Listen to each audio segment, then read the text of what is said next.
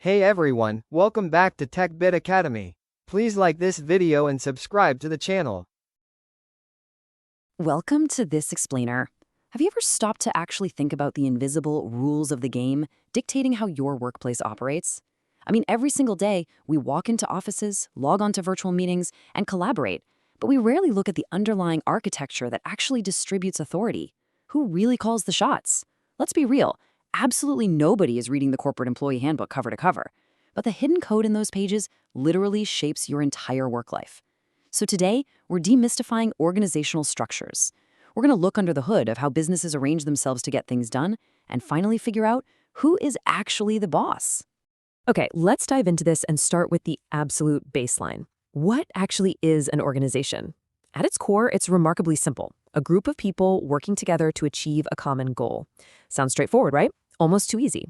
You just get a bunch of smart, capable people together, point them in the exact same direction, and watch the magic happen. But the key part of that definition is achieve a common goal. And having that shared objective, that's usually the easy part of the equation.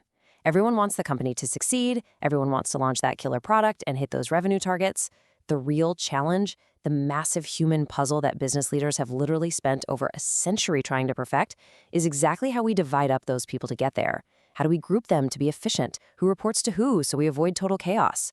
Well, let's look at the three primary ways this is done. That brings us to structure number one, the functional organization, or as it's often called, the departmental silo. Let's ground this in reality. This is your classic, traditional corporate model, and it's probably the one you're most familiar with. In this setup, employees are rigidly grouped by the specific function they perform. So IT handles the software, human resources handles hiring, and finance guards the budget. Everyone sits with their own kind, speaking their own highly specific departmental jargon. IT is writing code together, finance is crunching spreadsheets together. It's highly orderly, very predictable, and you know exactly who your manager is.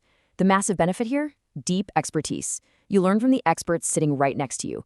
But the downside? Rampant tunnel vision. So the crucial point is the power dynamic this creates when a special project comes along. In a functional structure, the functional manager, like the head of IT or finance, holds the overarching power. If a project manager is brought in to launch a massive cross-departmental initiative, they essentially have to beg those functional managers for resources and time. It becomes a notoriously slow process governed by office politics and red tape, simply because the ultimate power and budget control stay with the department heads. The project manager has far less authority. Honestly, it's a bit like trying to borrow a cup of sugar from a neighbor who insists on a 10-page legal contract first. Which naturally leads us to ask this absolutely critical question. But what if the project is the only priority? What happens when you just can't afford the slow, siloed approach of a traditional functional organization? When market speed, intense focus, and dedicated execution are literally the only things that matter, that functional model just starts to buckle under the pressure. We need a totally different approach entirely. Enter structure number two, the project-based organization. Think of this as the special ops squad.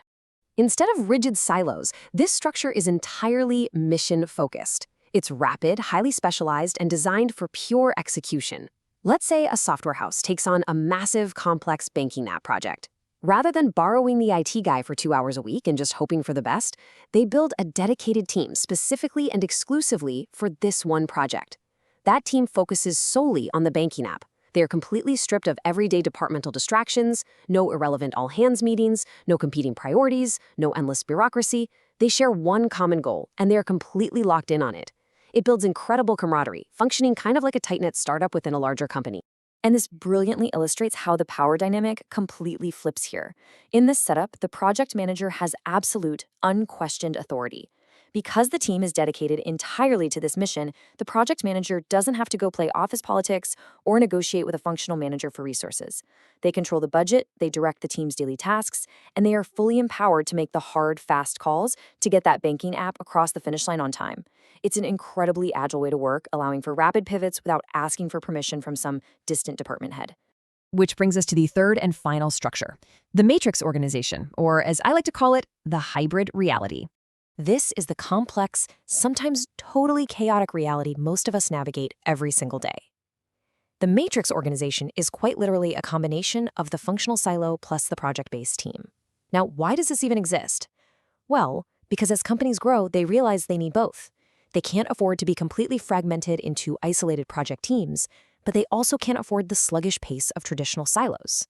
So it's an attempt to give a business the absolute best of both worlds, retain the deep specialized expertise of traditional departments, while simultaneously injecting the agility and intense focus of dedicated project teams.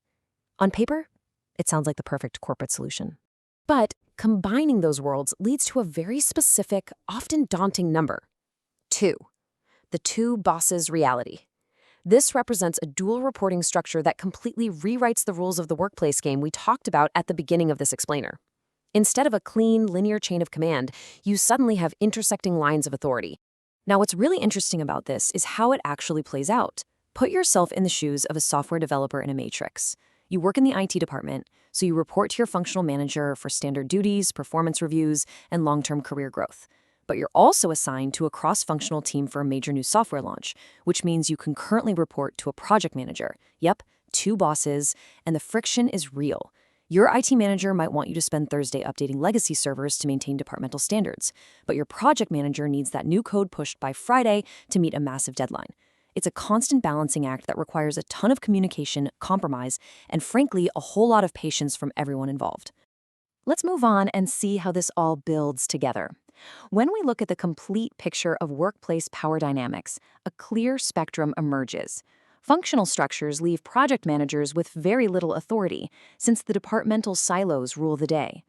Project-based structures swing the pendulum entirely the other way, giving project managers total control over their dedicated teams. And the matrix? Well, that requires shared authority. It's a delicate daily negotiation between functional heads looking out for the long-term health of their departments and project leads driving ruthlessly toward a fast-approaching finish line. Understanding these 3 structures is absolutely key to understanding why your workplace operates the way it does. It explains why things might move incredibly slowly, why they move quickly, and why you might feel the tension of having 2 bosses pulling you in completely different directions on any given Tuesday. So as we wrap up this explainer, I want to leave you with one final thought to analyze when you log on tomorrow.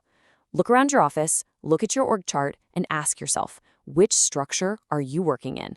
Knowing the answer might just change the way you navigate your entire career. Thanks for joining me for this explainer, and keep learning.